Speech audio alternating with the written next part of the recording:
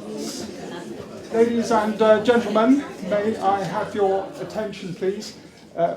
My name's Professor Simon Olding. I'm the director of the Craft Study Centre. I'm here just to welcome you and to introduce our distinguished speaker, Margaret Bide. We're all thrilled to see him. We're thrilled to see so many friends and colleagues from across the university, and many of you with histories here at Farnham as well. It's lovely to welcome you. I'm going to do the kind of air hostess thing first, which is that if there is a fire alarm, that probably means there is a fire. There is no fire alarm plan, in which case we either go out of that door or that door into the main quad, follow a member of staff. Me, probably, I should be running to the front as quickly as I can. The second house announcement is about temperature in the room, which has a life of its own. It's completely uncontrollable in here, but we have requested that the temperature is brought down. I'm afraid there is usually no way between tropical heat and Arctic cold, but we are doing what we can to lower the temperature, so I apologise for that. Well, welcome to you all. We're here because of this, the context set by this wonderful exhibition that Margaret has curated for us, and it's made me think that there is, and there always has been, since the Craft Study Centre opened on this campus and started doing shows back in 2004, a really significant and valuable interplay between the centre's collections and the remarkable collections held within the textile department. And that's been something of a hallmark of our work. Just a couple of years ago, Linda Brassington, who I'm really pleased to see, will tell me if I get this wrong. Linda and Hannah Facey curated a very fine show called Studies in Form and Substance, which put the two great university handling collections together, these wonderful textile materials, but also our ceramic collections. And in the case of those ceramic collections, probably never been seen in public before.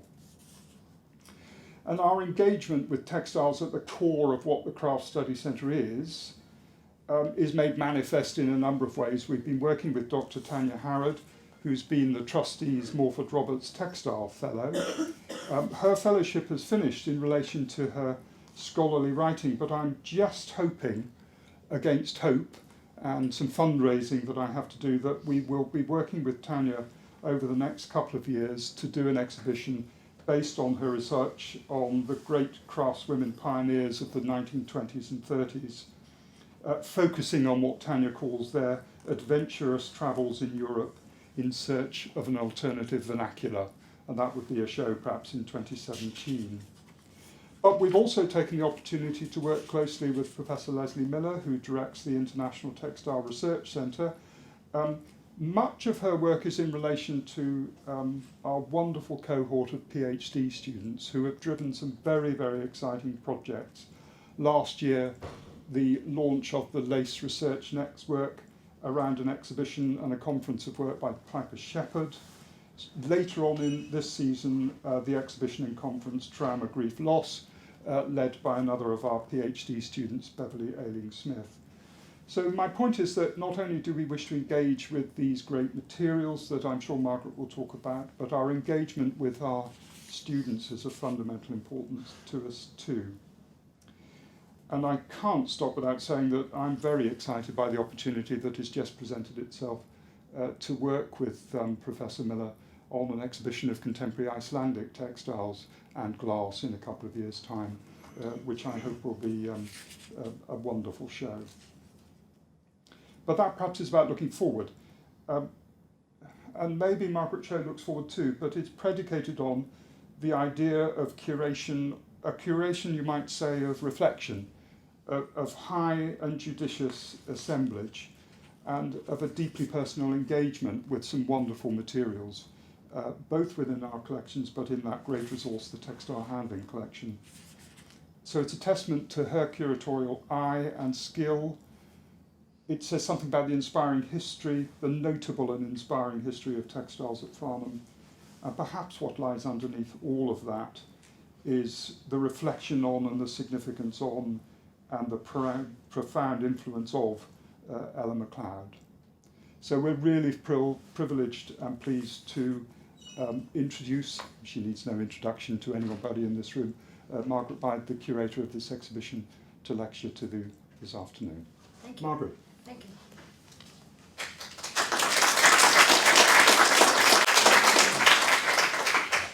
Well, it's lovely to see so many faces I know and some faces I haven't seen for a very long time. And that is to me very rewarding to join up again, as it were, because we need to hold together as a force to the things we mind about. And too much is dissipated today, I think, into small little pieces, which sometimes then never has a whole. I first walked into Ella's workshop in 1953, so that's the date I go back to, and I was her first student, full-time student, here at Farnham. So what I have arranged in the pictures to show you is the best picture I've got of Ella, which was actually taken in 1952, even though she joined the staff in 1949. This was typical of her conduct of her life, in that she was lecturing for the British Council to teachers on art teaching in the schools at secondary level, and in particular weaving. You will see it in the exhibition on one of the notices that I've tried to put writing to the minimum. That's not my field, as Simon knows. And I feel it's textiles I wanted to engage with. And Ella was 41 in age. She was born in 08, and she was after the war. In fact, I suppose what I really want to tell you first is the next picture after Ella's picture, which is the Farnham School of Art, which was in West Street, Farnham. This is before Ella arrived, and it became the art school, having been the boys' grammar school. Then, when they had a new building, it became the girls' grammar school. And when they had a new building, it became the art school in 1939. And it is interesting in the research I've done in the museum here in Farnham that before that, we've had since 1871 an art school in Farnham, which was privately set up in the town hall originally. And then after only 1971 to 1977, they actually built a studio at 17 South Street and stayed there all the way through to 1939, which I find really quite interesting. I hadn't fully realized that myself. Like all effort, you gain things that you wouldn't have done without the effort, but you didn't expect to gain it. So to me, that's really exciting. And in 1939, the principal was Otway McCannell. He had started to be a principal in 1928. And before that, we had the well-known man, W.H. Allen, in 1889 to 1927. But what in my experience of Farnham School of Art, James Hockey is the figure that I admire and gained from greatly.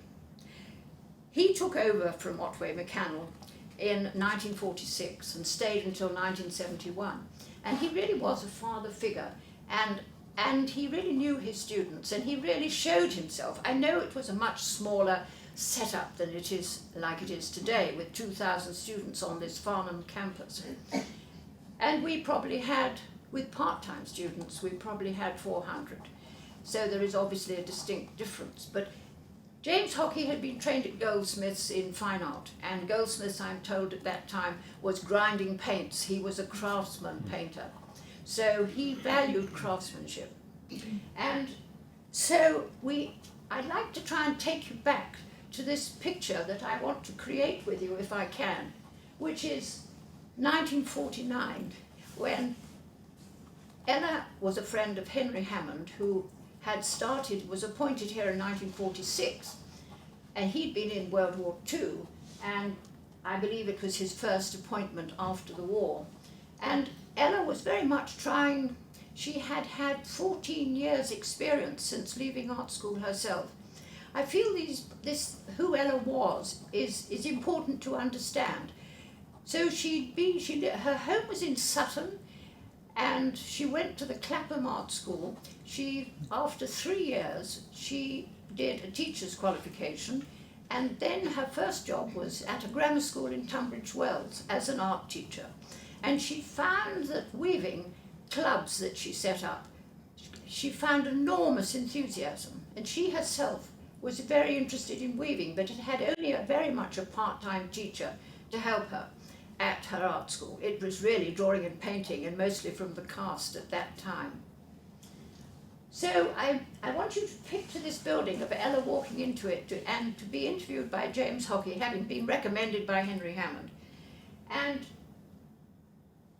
needless to say, she was offered the post. Now, the post actually was one room with 4 table looms and 4 part-time students. And she did what is one of 3 points that I want to get over today, which is start the way you mean to go on. Can't say that strongly enough. Not enough people, I think, do that. So Ella was offered the post, but she had worked it all out. She had this experience because after Tunbridge Wells, she went to Europe for a year, looking at what was happening in the secondary schools, the art schools in Germany, Berlin, in Denmark, in Sweden, in France. And then she knew after a year that she needed to earn a living. So she found in the educational supplement a job which she thought sounded interesting, which was at a girls' public school in North Wales, Howell's School, run by the Worshipful Company of Drapers, purpose-built school. And the advertisement said they wanted somebody to do art craft work at the weekends to occupy the borders, which it mostly was. And she went and she got the job, and she stayed 10 years, from 1934 to 1944. And of course, typically Ella, as I've learnt to know her, she had a weekend appointment, a part-time appointment, but she was infectious with her enthusiasm. So it multiplied and multiplied, and she was appointing potters, she was appointing bookbinders, she was appointing painters, and she opened up spinning, dyeing, weaving and finishing. And as she would say, she didn't know a lot about yarns, but she learned. She was avid to learn. She was highly intelligent.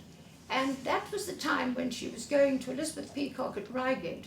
Because that's not one of my second point, but it is an important point in that there were only 2 art schools with the kind of thought process that Ella developed here and Elizabeth Peacock developed at Reigate and Red Hill School of Art.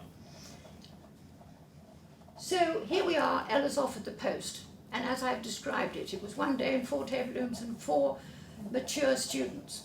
Well, the conditions, she said, of accepting the appointment were 4-fold.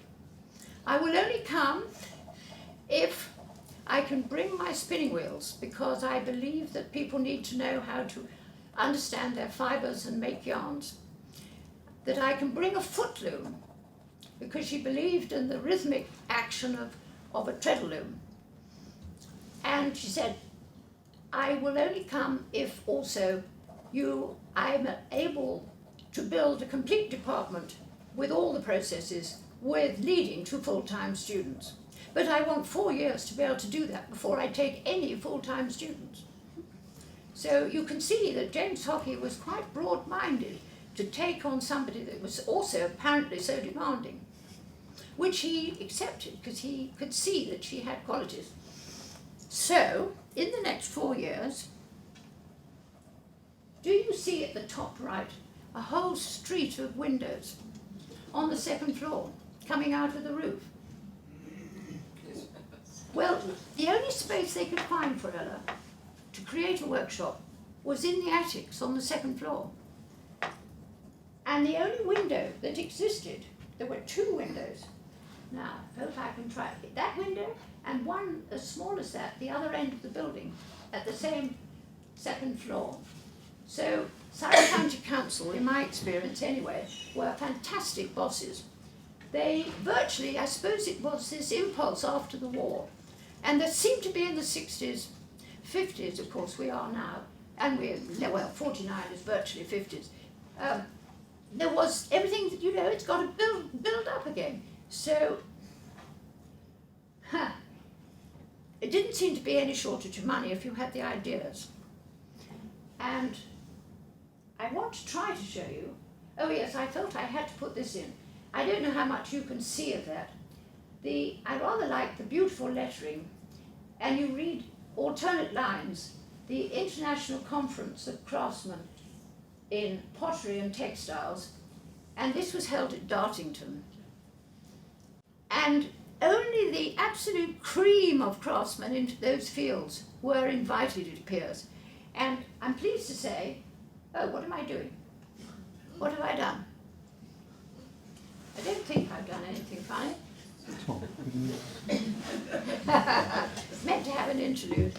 We need to see the potter's wheel now. What have I done? Have I pressed that one? So I've done a mistake. Thank you. Beg your pardon.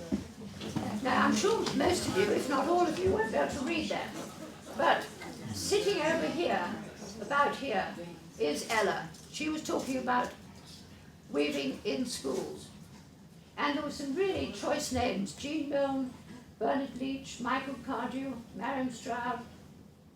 Anybody, I don't know what you people here know or already know, I'm sure some of you will know, but that Dartington conference was a milestone, probably the milestone in the whole of the last century. So, now I'm hoping, but I dare say this is a big hope, and you're going to have to tell me how possible this is. This is the workshop she created, and I want to try, and I maybe not be able to do this, I want to try to walk you around. So you come up from the first floor, you've already come up from the ground floor, and you come into a landing, and it was meticulously arranged with fleece matchings in tea chests with table looms above, and then here there were table looms, and then there was a yarn store, and then you came into the weaving workshop where there were 4 foot looms and a mill. And what I particularly remember is a mere 16-year-old, shown, one of 22 youngsters, shown by James Hockey, the records. That's what really turned me on. 2 things turned me on.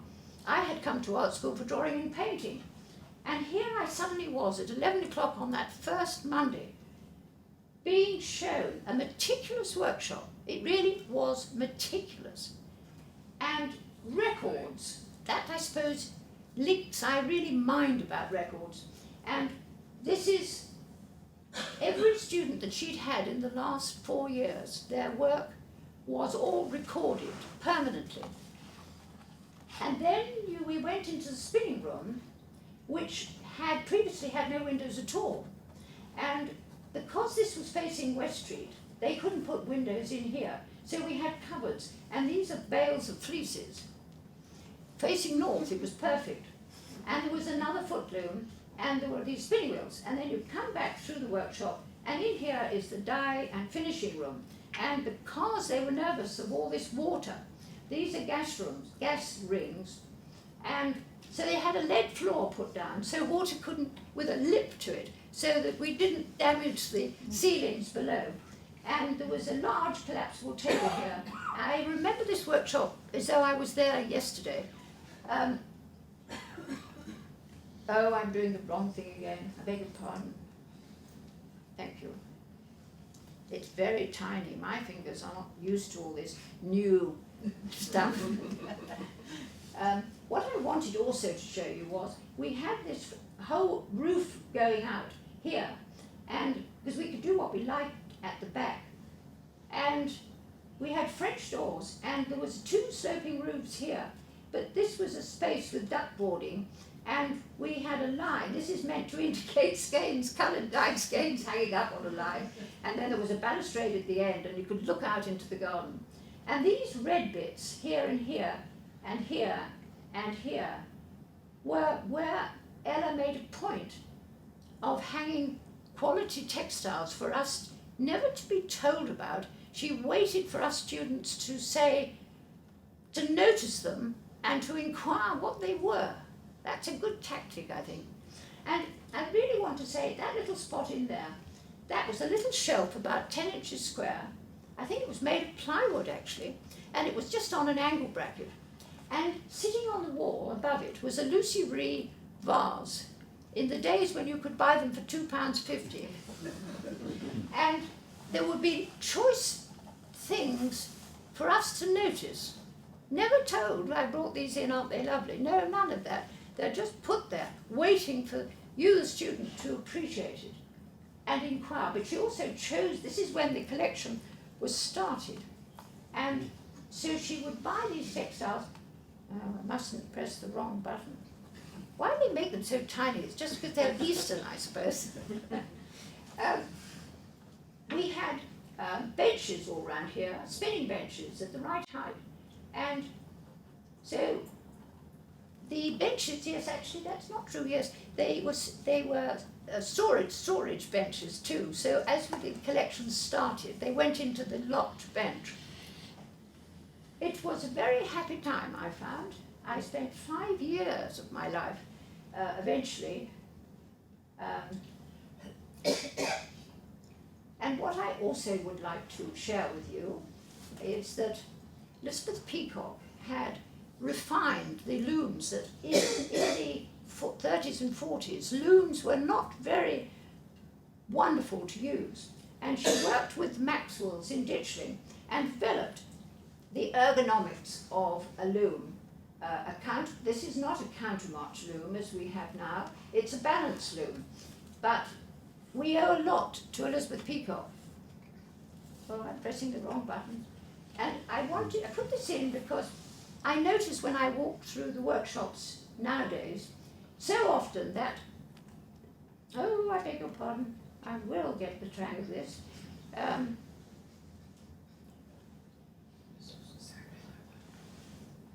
This straight side is designed to sit tight up to the loom, and that splay is to give it balance.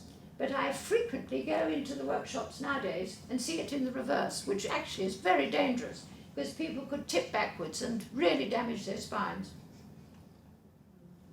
We also, as you may realise, we had a lot of part-time students. Ella attracted students because she was intelligent and enthusiastic, and no holes were barred. And we had Greek scholars, we had all kinds of pharmacists, all kinds of interesting people with backgrounds of part-time students.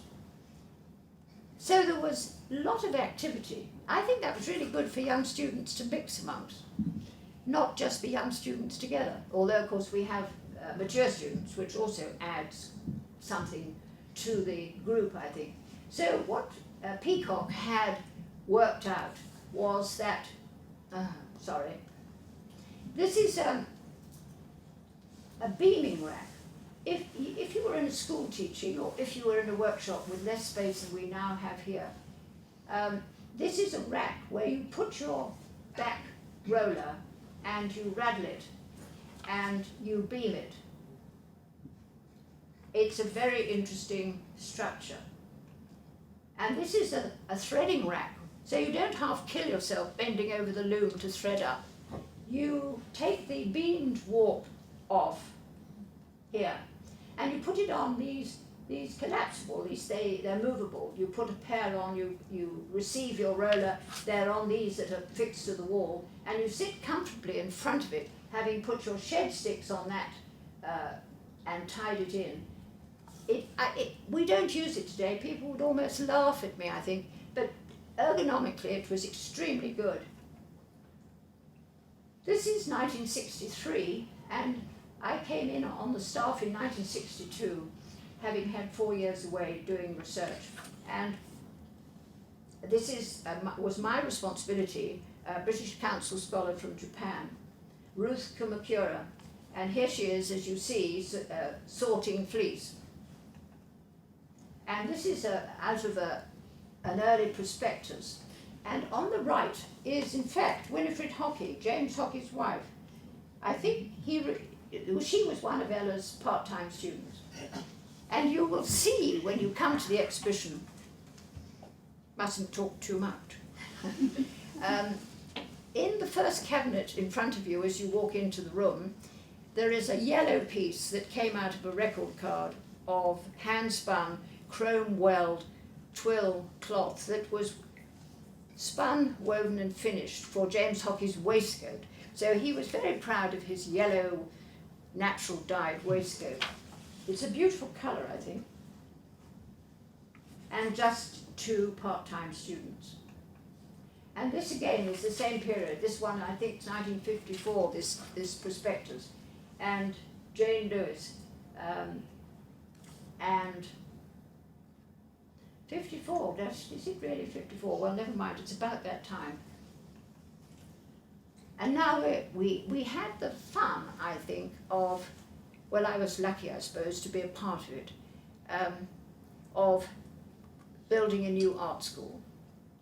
And this was just a field growing potatoes where we are. And the Surrey County Council owned the ground, and we had architects from Surrey County Council. My memory of them is they were completely wonderful, because you give them a cardboard object that you wanted copied, or whatever it is in the discussions, and they would have it made in stainless steel. And so what I am trying to show you is that this is Textiles in the new phase. We started to move in '68, and those of you who were around at that time will know it took several years.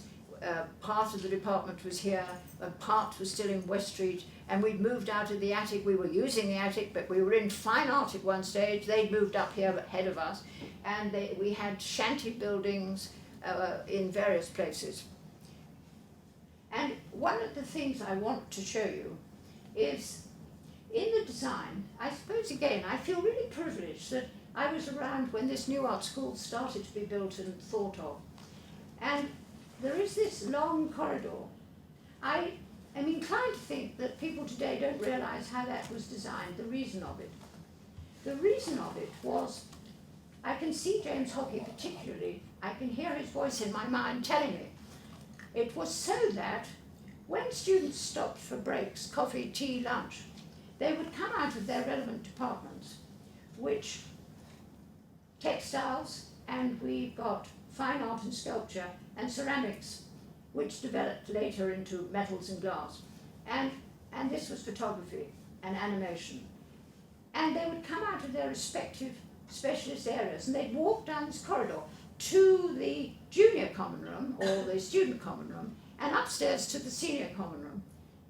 I find that rather sad that that seems to have largely, well, the corridor is sort of messed around with, and there is now no senior common room, but that's another story. In the workshop, this is just a corner of the weave, quite sophisticated dye room.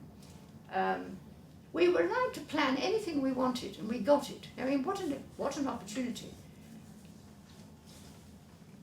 And this is a picture looking through to the print tables with their dye area. I'm obviously a bit obsessed with areas to be able to mix your dyes. And now this one really moves me. I don't know how much you can really see of that. But we always had it back in West Street and here. I'm inclined to think people today don't understand it, but then if they weren't brought up from a Farnham background, I'm not surprised. The idea was that we bought yarns in supply that would last us at least 10 years. So a student found a favourite yarn and could come back on it through the 3 years and continue to use it. Whereas virtually every weaving course in the country, that I'm aware of anyway, bought oddments from mill closures, from merchants that bought this yarn that came out of closures of mills, and a department would have a yarn for a bit and then it would run out and then you'd start with another yarn. And then the great thing, and I tried to get it photographed, but it just didn't happen. So a student, when they're thinking about making some weaving, can go to these poles of yarn. they can touch these yarns and feel what they think they want. Then they can go. I don't think it happens today because many staff today here haven't had this background, and it's very difficult to absorb a whole particular way of working. I am aware of that. This is in the print area. No colour, it's all white. The belief is that you only know about colour if you make it. Don't push it on other people. So these are just very nice little clips that can be clipped off and clipped on as according to whim or wish, which shows the different cloths that printers can handle and consider by themselves to think what that idea they have in their mind is what they want for the particular job in hand. I'm going to jump now. Oh, I know, I want to tell something before I show you that.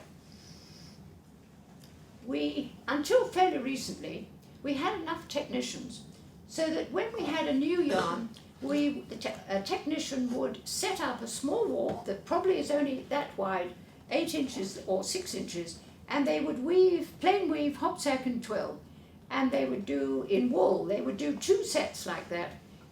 One would be mill finished and one would be crab finished. And it means that when the student feels the yarn on the pole, they can then go to the samples how it's been woven. Also, it was woven in 3 different settings, so you see it at an open set, a medium set and a closed set. And it means that, well, the whole idea here was, and somewhat is, working on the shoulders of other students, not copying, but learning from them. That's the only reason we've ever built up what we have, I think. We don't take a new group in and start at square one and a new group in and start at square one. We work always on the top of the sea of information that others have worked out. It's not copying, it really is digesting, I think, what a particular type of cloth is like. It's all quite subtle and very important. This is also something in the days when we had a lot more staff. A technician and students in our History of Textile programme, we would go, again, Ella always believed that we should go to the museums and see the real things. No slides, no photographs. And so we would come back, those students interested enough, or members of technical staff that were keen enough, we would set up a warp and we would weave the pattern with our yarns and the dyes we chose, having studied a Middle Eastern rug with a Turkish knot. And this one, which I remember particularly, Michael Stead, who did it, which was from the V&A in the study room, and it was an Indian textile. And my belief was that if we do our samples that size, we'd never do it because we haven't got the skills. But if we do it 4 times as gross, 4 times as big, you still understand how it's done. And it enters your whole understanding that you might use that in your design. And this again is records. Every student until 2006, when the technician was not replaced, unfortunately, we had one technician whose job was to finally record what the student had given them from their production lengths. And on the back of this sheet we had some 4,000 examples. It's quite unique. And again, students who are thinking, I'm going to make let's say a dressing gown for the tropics or whatever it might be, they can look through. It's a starting point, not always at the bottom. And that's one that doesn't photograph very well, but it's a fantastic cloth. I've been really enjoying it. And in print. But you're seeing an awful lot of weave and not much print. This is because I'm a weaver, of course, partly. But partly because we got our recognition for weave in 1965, and we got our recognition for print in 1971. It's still quite a long time ago. So I will have to excuse my bias. I do actually try really hard. When I hung this exhibition, I had to keep digging myself. Come on, Margaret, it's got to be 50-50. And you probably can't see that very easily. but it's a sort of pro forma for information to go on, so that it's recorded. This is a book by Anne Sutton. Most weavers will know Anne Sutton. She's a well-known weaver. But I remember I was here at the time, and she came and asked if she could go through our 4,000 records. And she took out for this book 31 textiles from Farnham. This is one of my favourites, which is in our exhibition. A woven cloth, and then discharge printed. I think that's a good idea myself. The mixture of medium. And now I'm jumping. You're not going to see 31 images. That would be too much. And there were also 4 images in that book from our historic textile collection. Believing that textiles is not written up seriously, practically, as much as it might be, Ella managed to squeeze staff for half a lectureship. For some 3, 6, 9, 12, 15 years we had a half lectureship for the history of textiles. The first person to have it was Peter Collingwood, writing after 3 years of the Sprang book. And Janet Arnold followed, who had her qualification in fashion. And she was very, well, they were all very generous in mixing in the department and giving lectures and talking to students. And Venice Lamb, who has spent some 40 years of her life travelling in the world with her husband, originally trained as an occupational therapist. He is a historian, and she has written about 5 books, all but the first, I think, they published themselves, so as to get exactly what they wanted. And this was Anna Mercedes, who did it on silk, Byzantine and Islamic silk. And this, I suppose, is the number 1 of anything I'm showing you, which is Colour and the Calico Printer, which I think I'm right in quoting 1982. And it's Deryn O'Connor, who some of you, as she lives in Farnham, may know, or will know from other sources. This is all natural dyes. There wasn't enough money, sadly, for the whole catalogue inside is black and white. The exhibition, though, she worked on, and she engaged. Everybody got it. Well, I don't know that I did. Everybody except me, I think, got absolutely involved.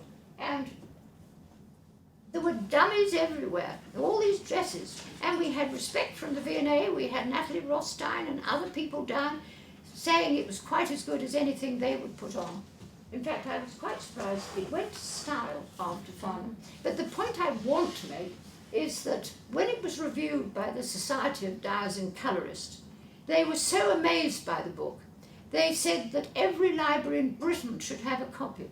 And this is just a catalogue, but it was meticulous. It was exceptional, probably the most exceptional publication, or dare I say that, but it's certainly amongst the best publications we've ever had.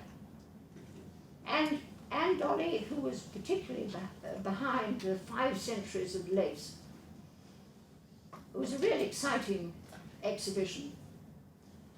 Italian lace, of course, and French and Belgian bobbin lace and needlepoint lace. And this was an exhibition that I attempted to do, which I felt I wanted to show what had happened to graduates that we'd had 4 years after they'd finished their courses. I found it interesting. And Linda, who's here, did this really interesting exhibition, which for reasons I don't know I missed. But in the show, well, you may have seen it, on what I call the television screen near the stairs, there are beautiful pictures of indigo vats. This is discharge printing. Is that right? Resist printing. Resist printing, yes, forgive me. I'm pleased you're here to correct me. And here we are now with Deryn. She'd now retired, but she was travelling 4 times out to China. I think one of the reasons that probably she was drawn to the East was she was born in I think I'm right in quoting India. Does anybody know better? Yeah, she was, yeah. That is right, yes. And I think where you're born, I don't know whether Robin would say who was born in Peru. Have I got it right? Yes. Well, does that draw you? Yes. Yes, there's something about where you're born, I think. And it was a very interesting show.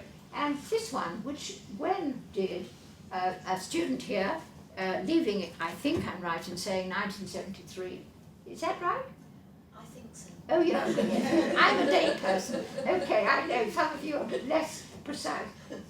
But this is done in the 80s, is that right? 87, 89? Yes. When you travelled out to India 2 or 3 times Oh, the last trip was in the 90s. in the 90s. And if you want some of these catalogues, they are available in the Craft Study Centre. I have dug them, those that are around, I have dug out. I hope some of you will like to have them. This is, and there are some examples of this double ECAT, which is an amazing quality, I think, and beautiful natural dye qualities. I put this in, I'm doing quite well for my time, as far as I'm telling myself. In the days when we had enough money for the department, we were able to do our own marketing, which is now removed from us. Crazy as to me that seems. And so every February, latterly, in my time, we would take a show to London Gallery so that people considering which course to go to could see what Farnham represented. I think that's extremely important. This was 1984. And the other thing we were able to do in the days with more money was we could take part in trade fairs. And we were invited by the person in the trade area of France, in Lille, to go to Indigo. Initially, she would send through invitations for students to compete. And for about 4 or 5 years, we were sending in work and winning places for students to go over and show their work. And then they invited the entire department to go over with a free stand. It's quite something. And if I just show you that is the size of the building we're going into. And this is the town that you've got to maneuver yourself in. And this is another view of the town. And actually the building we were using is this one down here. It was a very interesting experience, I found. I went for 5 consecutive years, and other staff here will have taken part. Rebellis from Italy, Lorenzo Rebelli, a famous top quality weave manufacturers from Venice. Paul Bidow used to come in 10 minutes after the opening and spend £2,000 or £3,000 with us and go away. He'd come specially for us. That's the level we'd reached, which I feel we should be proud of. Susan presents, most of you will know. She developed her work, having been inspired, I think, perhaps to say, by Phyllis Barron and Dorothy Larcher, and was working with blocks and natural dyes of indigo, rust, manganese, etc. And her book has got 2 examples in it, which I will show you. This is one of Sue's block prints. And this one is Linda's. I couldn't help but want to put this one in. You did that soon after graduating, is that right? Yes. Don't be shy. I think it's lovely. You were too shy to give me anything for the show, or too busy probably. But I think that block print on the top and the dark colouring of the dark shade, I haven't seen it for a very long time. It'd be nice to see it again. Do you still have it? Period piece. What? It's a period piece. Well, it's lovely. I would have had it in my show if I...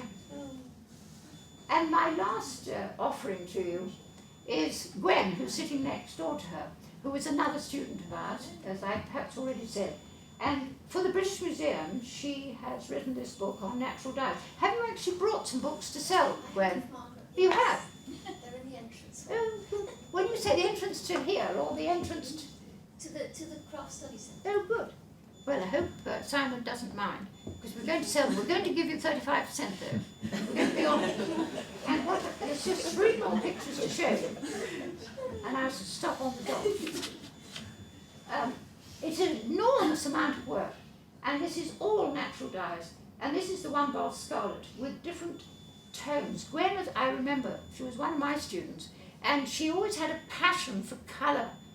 She really did have a passion. That's fair, isn't it? Yes. and this is on wool. And the next one I chose is on cotton. Now it's really difficult to dye with natural dyes on cotton.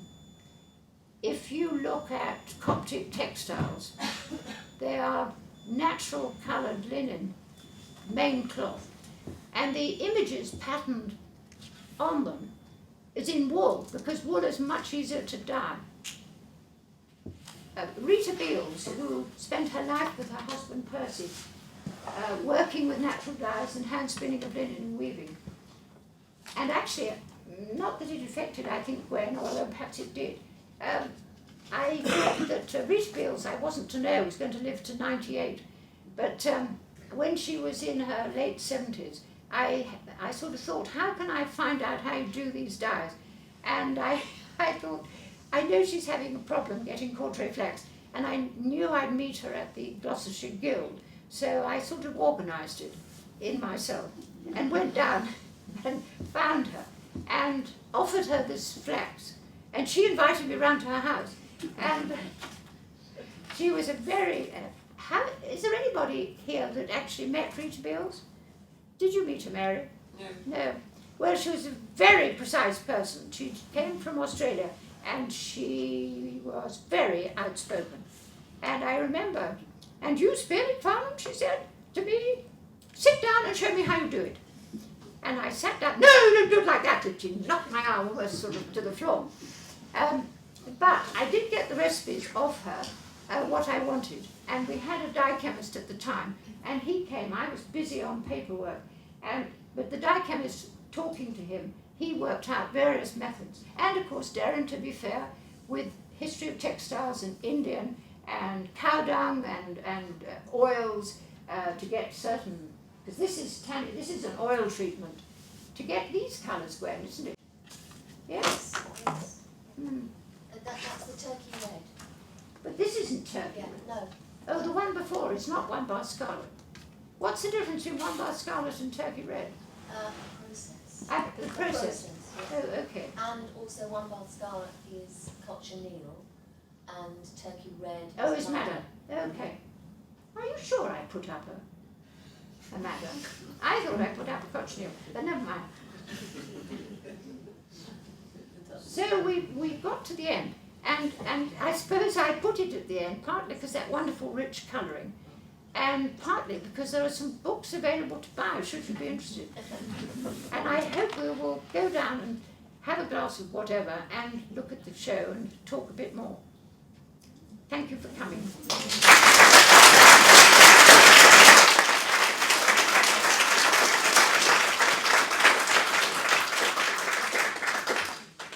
Now, some of you may well have some questions. I leave it to you, Simon. Well, I'm sure we do have some questions. Margaret has kindly agreed to answer a few before we go back to the centre for refreshments. So, yes, here we are. Mention Sydney Smith.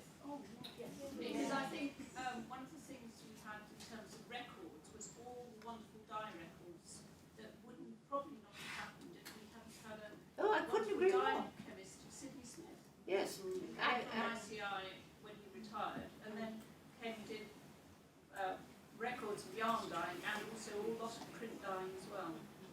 And an extensive library. Absolutely right. And have you actually seen the exhibition? I haven't, no. No. Well, there's a whole bank, six glass cabinets of Sydney's books.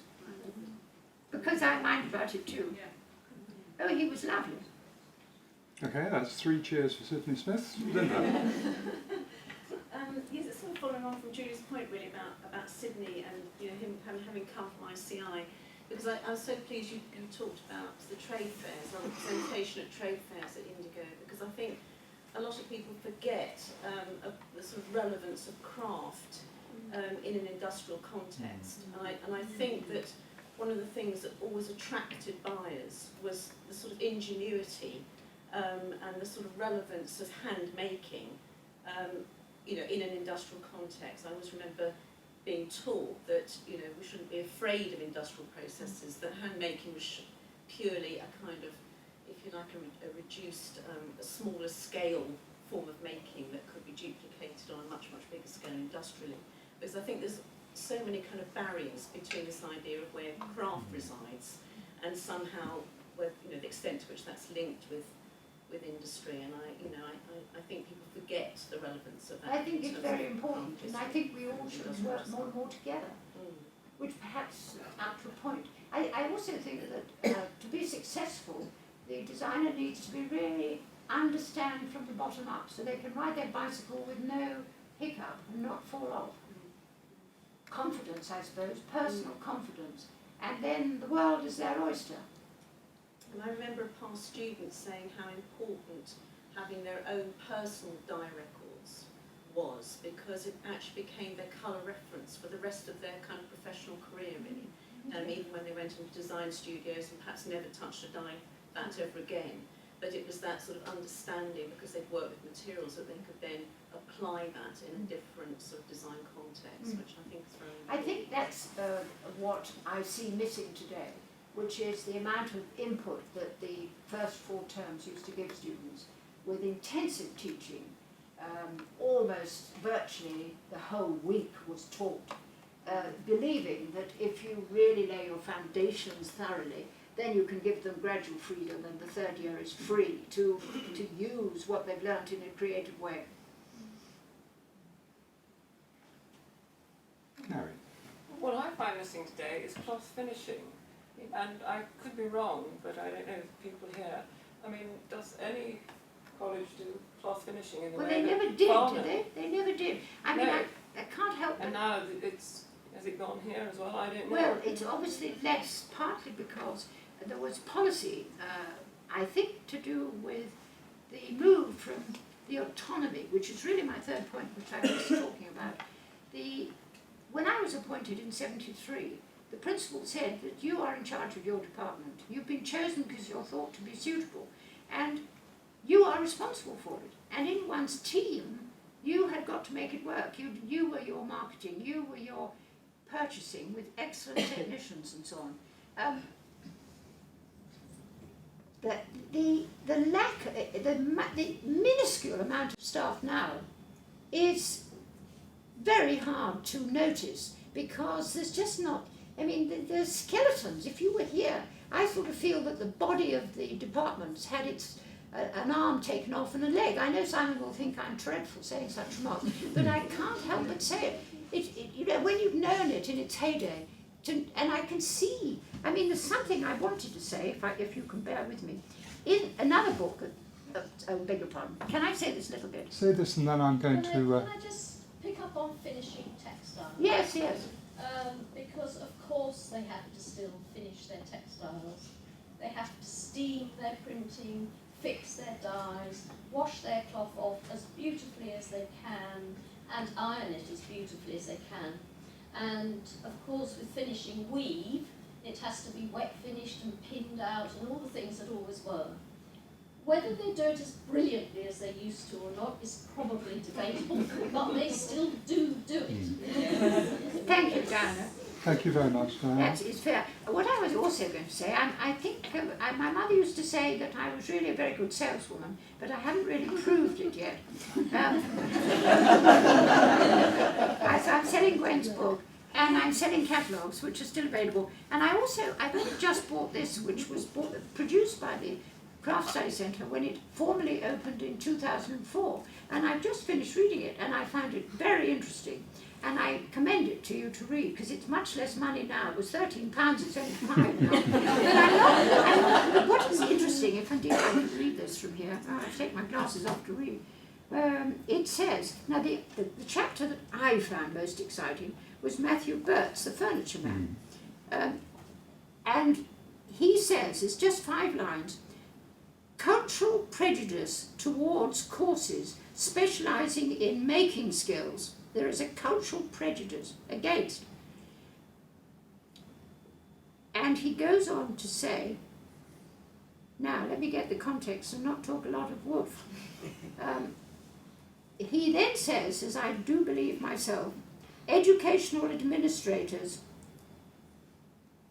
were reaching, oh dear, I'm not doing this well, were reaching a conclusion that the passing, I'm losing my point, I'm being really rotten, not meant to do it, I suppose.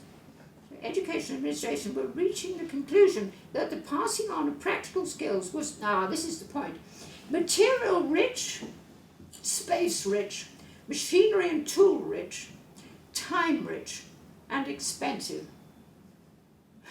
That's, it just sums up what people today think, which that when they don't love a subject, I can understand where it comes from. Which is why we're thrilled that Matthew Burt is a member of the Craft Study Centre Acquisition Committee. So he keeps us on our toes too. Any other questions? Yes, the lady in the back. Well, in view of the comments you've just made, how do you think the next exhibition would look? What do you mean by the next exhibition? Well, I'm being facetious. If you put on another exhibition in 50 years, Well, what do you think the changes will be? well, I mean, I Or suppose 20 years or 10 years? you will understand, many of you, most of you, that I feel quite passionate about what I learned here and how it's affected my life. And many of you students I know feel much the same, because the attitudes and foundations that were given to us developed us as people in special, profound ways. I suppose I've cheated really, because, not cheated, but I wanted to put on I wanted to do homage to Ella. That was my main focus. Because I don't think she's had yet the recognition that she deserves. And I wanted to put on an exhibition that tried to show work from the beginning to the current. But you may notice that there are only 4 pieces of work in the show of the last 10 years. That's partly because I'm not here to know where that good work is, and partly I got the bits because Diana prodded me to say, why didn't I get this, that and t'other? Thank you very much. But it is a cohesive show because that's what I was determined to make it. You could say it was a bit artificial. I think the ethos of the textile course was the pursuit of excellence, and you learnt the craft from beginning to end, from fleece, through carding the fleece and spinning it, right through to dyeing and all the other processes involved. And Sahel, who was did the 4 terms, as we had then, of print and weave, and then chose to specialise in print. That's interesting. Well, I suppose all of us who have been through this course know what we've experienced, and those people like Julie Parry, who've given so many years of leading technicians, much appreciated. People have stayed, like James Hockey May, families. That article that has just been reviewing this exhibition, Mary shows us, she's sensitively realising that it was a sort of family created, and we had a loyalty, and we didn't count the hours. Most people did not. And most people stayed for 20 or more years. It doesn't mean to say we're all great friends. We, as indeed Mary Shows says at the bottom of this review, which I think is great insight, that we gel together without putting any one name at the top. It's true, I think. I think that's honestly true. Whether my colleagues would agree, I don't know. But I feel we did respect each other for our differences. And that's very important. Could you bear to accept that, Linda? I'm definitely saying that. Yes. Nobody pushed themselves out, I don't think. Or if they did, they didn't stay very long.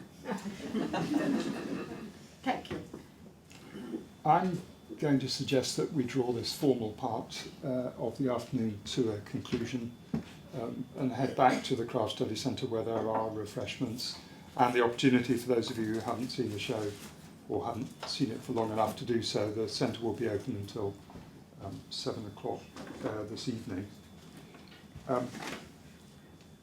Margaret's lecture, it seems to me, has been, of course, grounded on a lifetime's care and love for the material, and that's profoundly important. But what she's given us this evening, I think, or this afternoon, is that sometimes forgotten thing, which is the sense of an institutional history, because they often get lost, and the sense of a departmental history, which sometimes get lost too, based on some wonderful archive images. And those of us who work in the Craft Study Centre often feel that the grounding of everything we think about is the plans or the diagrams or the textual information. So it's been wonderful to see that information underpinning this deeply felt lecture. But what she's also done, I think, is indicate the significance of the deep contribution made by key educators, by key technicians, by key academic leaders and practitioners, a pantheon in which she can sit proudly too. It's been a personal lecture, it's been an engaging lecture, it's been one predicated on deep experience and care, and Margaret, we thank you for that. Thank you. Thank you.